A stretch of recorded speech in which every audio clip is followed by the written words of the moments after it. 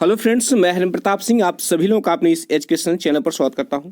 Friends, आज हम लोग इस वीडियो में क्लास 11th के इंग्लिश सब्जेक्ट के एक लेसन जिसका नाम है we are not afraid to die if we can all be together.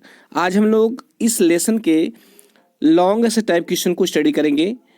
हमने जो है इस वीडियो में उन सभी संभावित प्रश्नों को लिया है जिनके पूछे जाने की संभावना है। फ्रेंड्स, इस वीडियो में मैं जो है लॉन्ग आंसर टाइप क्वेश्चन को एक्सप्लेन करूंगा और आप इसको समझ लीजिए। उसके बाद मैं अपने ब्लॉग पोस्ट पर इन सारे प्रश्नों को लिख कर रखा हुआ हूं, उसका लिंक मैं डिस्क्रिप्शन में दे दूंगा। आप वहां जाकर के उसको अच्छे से वहां पर नोट डाउन कर सकते हैं। वहां पर मैंने इंग्लिश में और फिर उसका हिंदी ट्रांसलेशन दोनों को जो है साथ में लिखा हुआ है। तो आइए फ्रेंड्स, हम लोग बिना समय गवाए शुरू करते हैं। कि ये फर्स्ट क्वेश्चन स्क्रीन पर आपके सामने दिया गया है, तो आइए पढ़ते हैं, उसको समझते हैं। इसमें कह रहा है कि ड्रॉ अ कैरेक्टर स्केच, कह रहा है कि चरित्र चित्रण कीजिए ऑफ द नरेटर का, नरेटर मतलब कथाकार का जो कहानी कह रहा है उसका चरित्र चित्रण कीजिए इन we are not afraid to die. कह रहा है कि we are not afraid to die नामक लेसन में। देखिए यहाँ पर जो है इसका हिंदी में भी अर्थ है प्रश्न का। कह रहा है कि we are not afraid to die में कहानीकार का चरित्र चित्रण कीजिए। तो आइए हम इसके आंसर को देखते हैं। तो यहाँ पर आंसर आपके सामने है कि यहाँ के character sketch of the narrator. अब यहाँ पर हेडिंग के रूप में लिखेंगे character sketch of the narrator, उसके बाद हम आंसर लिखेंगे। आप डायरेक्ट आंसर भी लिख सकते हैं। इसमें कह रहा है कि in the chapter we are not afraid to die if we can all be together. कह रहा है कि इस चैप्टर में किस चैप्टर में कह रहा है कि we are not afraid to die if we can all be together नामक चैप्टर में the narrator is the protagonist of the story. Protagonist का मतलब मेन कैरेक्टर अर्थात मुख्य पात्र। तो कह रहा है इसमें कि we are not afraid to die if you can all be together नामक लेसन में the narrator is the protagonist of the story. कह रहा है कि जो नरेटर है, जो कथाकार है या जो कहानी कहने वाला है, वह कहानी का मुख्य पात्र है। He is a man of extraordinary courage. कह रहा है कि he is man of extraordinary courage. कह रहा है कि वह जो है असाधारण साहस वाला व्यक्ति है। एक्स्ट्रा ऑर्डिनरी का मतलब असाधारण और करेज मीन साहस। तो कह रहा है कि वह एक असाधारण साहस वाला व्यक्ति है। He plans and does those things। कह रहा है कि वह जो है प्लान्स योजना बनाता है and does और करता है those things उन चीज़ों को which are either left by others। कह रहा है कि जिसे जो है दूसरे लोगों द्वारा छोड़ दिया गया है assuming impossible असंभव मानकर। इसमें कह रहा है कि वह योजना बनाता है और उन कामों को करता है जिससे दूसरे लोगों द्वारा असंभव मान के छोड़ दिया गया है। फिर कह रहा है कि और या विच और नेवर चैलेंज या जिन्हें कभी चुनौती नहीं दी गई, नेवर रिवेल्ड और जिन्हें कभी उजागर नहीं किया गया। द जर्नी कह रहा है कि वह यात्रा विच ही स्टार्टेड जिस यात्रा को उसने प्रारंभ किया था वॉज फुल ऑफ डेंजर वह खतरे से भरी हुई थी। There was no surety of the return. कह रहा है कि वापस लौटने की कोई श्योरिटी नहीं थी, मतलब वापस लौटने की कोई निश्चितता नहीं थी या निश्चित नहीं था कि जिस यात्रा पर वह गया था वहाँ से जिंदा वह वापस आएगा। But with full dedication. कह रहा है लेकिन पूरे डेडिकेशन के साथ, डेडिकेशन का मतलब समर्पण, मतलब पूरे समर्पण के साथ, फर्म बिलीफ कह रहा है कि दृढ़ विश्वास के साथ, एंड स्ट्रॉन्ग विल पावर और स्ट्रांग और एक मजबूत विल पावर अर्थात इच्छा शक्ति के साथ, इट कुड पॉसिबल यह संभव हो सका। फिर कह रहा है कि ड्यूरिंग दी ओएज, इसमें कह रहा है कि समुद्री यात्रा के दौरान, ओएज मीन्स होता है समुद्री यात्रा, कह रहा है समुद्री यात्रा के दौरान मेनी टाइम्स कई बार, ही फेस्ड फैटल अटैक्स। कह रहा है कि उसने जो है फेस्ड सामना किया फैटल अटैक्स, फैटल मीन्स घातक और अटैक मीन्स आक्रमण। उसने कह रहा है यात्रा के दौरान उसने कई बार घातक आक्रमण का सामना किया। किसके घातक आक्रमण? मतलब लहरों की, तूफानों की। एंड कह रहा है और ऑर्डिनरी पर्सन कुड सरेंडर, कह रहा है कि और कोई ऑर्डिनरी व्यक्ति होता, मतलब साधारण व्यक्ति होता, तो कुड सरेंडर, वह सरेंडर कर देता, मतलब वह आत्मसमर्पण कर देता या हार मान लेता। बट लेकिन ही ओन, लेकिन वह जीत गया। He was a good leader, वह एक अच्छा लीडर था, अर्थात एक अच्छा नेतृत्व करता था। इसमें कह रहा है कि he was a good leader also, वह एक अच्छा लीडर भी था, अर्थात एक अच्छा नेतृत्व करता भी था। एज ही कमांडेड, जैसा कि वह आदेश देता था, जैसा कि ही कमांडेड द होल सिचुएशन, जैसा कि वह संपूर्ण स्थिति को पर नियंत्रण रखता था। इन अ परफेक्ट वे, कह कि पूर्ण तरीके से, जैसा कि वह पूर्ण तरीके से पूरी स्थिति पर नियंत्रण रखता था, इसलिए वह एक अच्छा नेतृत्व करता भी था या लीडर था। ही मोटिवेटेड एवरीबडी, कह रहा है कि वह प्रत्येक व्यक्ति को मोटिवेट करता था, अर्थात प्रत्येक व्यक्ति को प्रोत्साहित करता था। ड्यूरिंग दोज अनफेवरेबल कंडीशन, असंगत परिस्थितियों में, अनफेवरेबल कंडीशन मतलब असंगत परिस्थितियों में। एक बार फिर से बता रहा हूँ, कह कि ही मोटिवेटेड एवरीबडी, वह प्रत्येक व्यक्ति को कह कि मोटिवेट करता था, अर्थात प्रेरित करता था। ड्यूरिंग दोज अनफेवरेबल कंडीशन, कह कि उन असंगत परिस्थितियों में, मतलब उन विषम परिस्थितियों में सबको मोटिवेटेड करता था। कह कि 10 इस प्रकार the narrator was a man of unmatchable character, कह कि जो नरेटर था, जो कहानीकार था, वह एक अनमैचेबल कैरेक्टर का व्यक्ति था, अर्थात एक अद्वितीय चरित्र वाला व्यक्ति था। अ पॉजिटिव माइंडेड, कह कि एक सकारात्मक विचार वाला व्यक्ति था। अनफियरफुल, निडर था। एंड डिफरेंट पर्सनालिटी, और उसका भिन्न व्यक्तित्व था। फ्रेंड्स, यह जो है एक प्रश्न कंप्लीट हुआ। अब आइए सेकंड क्वेश्चन को देखते हैं। अब आइए सेकंड क्वेश्चन देखते हैं। देखिए इसमें पूछ रहा है, कह रहा है कि डिस्क्राइब द जर्नी, कह रहा है उस यात्रा का वर्णन करिए, कवर्ड बाय द नरेटर, जिस यात्रा को कहानीकार के द्वारा पूरा किया गया। बिफोर जनवरी 2, कह रहा है 2 जनवरी से पहले। इसमें कह रहा है कि उस यात्रा का वर्णन करिए जिस यात्रा को 2 जनवरी से पहले उसको पूरा किया गया। देखिए यहाँ पर हिंदी में भी लिखा हुआ है प्रश्न का उत्तर, प्रश्न का हिंदी अर्थ भी लिखा है कि 2 जनवरी से पहले कहानीकार द्वारा तय की गई यात्रा का वर्णन करिए। अब आइए इसके आंसर को देखते हैं। देखिए यहाँ पर जो है आंसर लिखा हुआ है, इसमें कह रहा है कि बिफोर जनवरी 2 जनवरी से पहले the narrator covered first leg of his planned 3 years 1,05,000 kilometre journey. इसमें कह रहा है कि बिफोर जनवरी 2 जनवरी से पहले द नरेटर कवर्ड, नरेटर ने पूरा कर लिया फर्स्ट लेग, प्रथम चरण। कह रहा है किसका प्रथम चरण पूरा कर लिया, कह रहा है कि आप इस प्लान्ड, अपनी जो है सुनियोजित 3 वर्षीय 1,05,000 किलोमीटर की यात्रा। इसमें कह रहा है कि 2 जनवरी से पहले जो है कहानीकार ने अपनी नियोजित 3 वर्षीय 1,05,000 किलोमीटर की यात्रा का प्रथम चरण पूरा कर लिया। कब पूरा कर लिया? 2 जनवरी से पहले। देन तब दे हेडेड टुवर्ड्स ईस्ट, तब वे पूर्व की तरफ चल पड़े।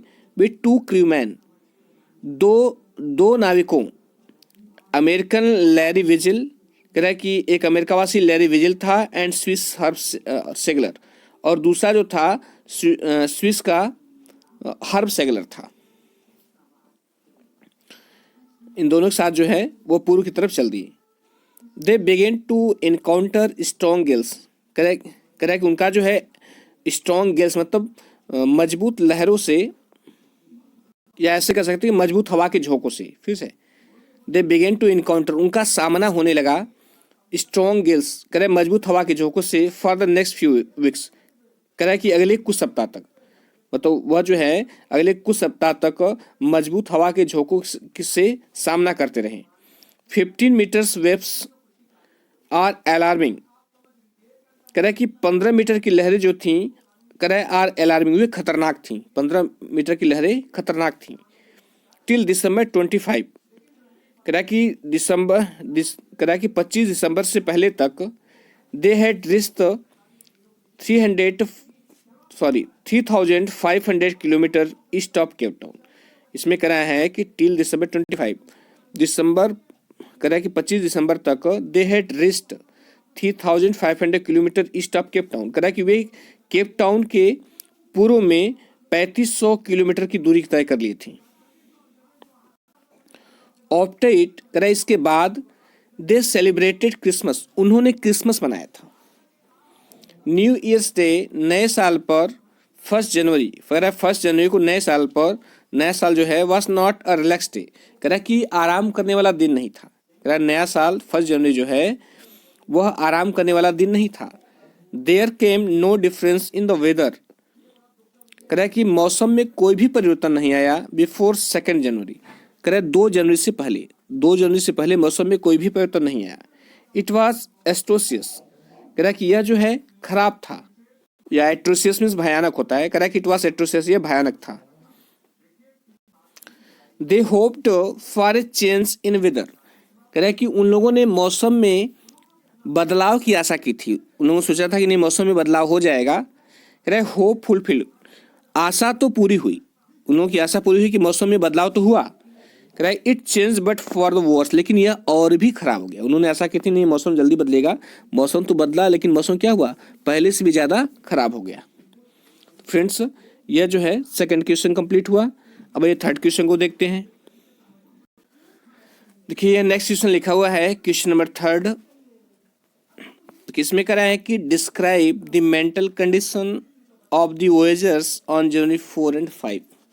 इसमें करा है कि डिस्क्राइब, वर्णन करी, द मेंटल कंडीशन, मानसिक स्थिति का, किसकी मानसिक स्थिति का, करा कि ऑफ द वॉयेजर्स, समुद्र यात्रियों की, ऑन जनवरी 4 and 5, 4 और 5 जनवरी को। इसमें करा कि 4 और 5 जनवरी को समुद्र यात्रियों की मानसिक स्थिति का वर्णन करिए। यहाँ पर प्रश्न का हिंदी में भी अर्थ दिया गया है, करा कि 4 और 5 जनवरी को यात्रियों की मानसिक स्थिति का वर्णन करो। देखिए यहाँ पर आंसर दिया गया है, कह रहा है कि ऑन जनवरी 4, इसमें कह रहा है कि 4 जनवरी को the water was coming in to the boat, कह रहा है पानी जो है बोट में आ रहा था। And they had to pump it out, कह रहा है और उन्हें इस पानी को पंप आउट करना पड़ा, अर्थात इस पानी को बाहर निकालना पड़ा। एट द सेम स्पीड, उसी स्पीड से, तो जिस स्पीड से पानी आ रहा था उसी स्पीड से पानी को उन्हें बाहर निकालना पड़ा, नहीं तो नाव डूब जाती। They ate their first meal after 2 days, कह रहा है कि उन्होंने अपना पहला भोजन जो है 2 दिन बाद किया। दे फेल्ट सम रिलीफ, उन्हें कुछ आराम महसूस हुआ। बट कह रहा है लेकिन इट वॉज शॉर्ट लिव्ड, लेकिन उनका ये आराम जो था वो थोड़े समय के लिए था। शॉर्ट लिव का मतलब थोड़े समय के लिए। बिकॉज, क्योंकि the sea was getting higher, क्योंकि जो समुद्र था वॉज गेटिंग हायर, वह और अधिक ऊंचा उठ रहा था, मतलब समुद्र की लहरें और अधिक ऊंची उठ रही थी। ऑन जनवरी 5 जनवरी को they were again in the desperate condition, कह रहा है कि वे फिर से निराशाजनक स्थिति में हो गए। डिस्परेट कंडीशन मतलब निराशाजनक स्थिति। तो कह रहा है 5 जनवरी को वे फिर से निराशाजनक स्थिति में हो गए। Children were full of fear, बच्चे जो थे वह डर से भर गए थे, मतलब उनके अंदर डर भर गया था।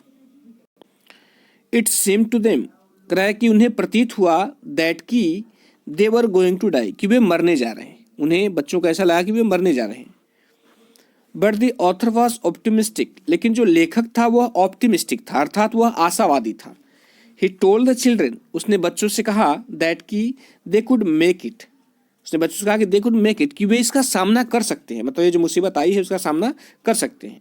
दे सेड, उन्होंने कहा दैट की they were not afraid to die, कि वे मरने से नहीं डरते। इसमें कह रहा है कि दे सेड, तो उन्होंने कहा कि they were not afraid to die, कि वे मरने से नहीं डरते। इफ दे वर टुगेदर, यदि वे एक साथ हैं।